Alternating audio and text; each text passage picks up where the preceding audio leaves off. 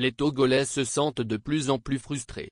Sous son apparence d'un homme prêt à toute épreuve, le Togolais accumule des frustrations. En effet, dans le pays, les raisons d'une telle situation ne manquent pas. Les problèmes sont partout. Des promesses politiques creuses à la vie chère en passant par la vulnérabilité croissante, tout ou presque suscite de la frustration. Alors que nos concitoyens attendent que les dirigeants s'attaquent aux défis avec toute l'urgence qu'ils méritent à travers des actions décisives, ils se contentent de les reconnaître.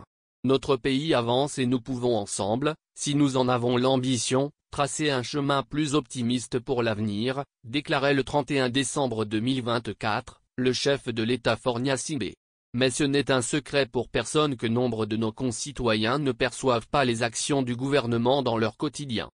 En réalité, le gouvernement agit avec une telle lenteur, loin derrière ce qui est nécessaire, ce qui noie complètement la perception des Togolais. À titre d'exemple, prenons le cas des chantiers en souffrance. À Lomé comme à l'intérieur du pays, des chantiers, particulièrement de réhabilitation de routes, sont laissés à l'abandon, créant le désarroi des populations. À Lomé, celui qui fait le plus parler depuis plusieurs années est dans la commune Golfe 1. Les populations, dans ces quartiers, côtoient quotidiennement la mort face à ces caniveaux creusés avec des barres de fer qui pointent vers le ciel, devant leurs maisons. Cette situation exaspère de nombreux riverains qui ne savent plus à quel saint se vouer. La frustration de ces citoyens se heurte au silence du gouvernement qui ne daigne pas apporter des explications aux populations. À Dapahong, un cas similaire défraie aussi la chronique. Il s'agit du bitumage de la RN 24 lancé depuis décembre 2023 dont les travaux devraient normalement durer 8 mois. Plus d'un an après le lancement des travaux, c'est l'incompréhension. Le chantier est à l'arrêt depuis plusieurs semaines au grand dam des populations qui n'ont plus accès au réseau d'eau. Des trous creusés sont laissés.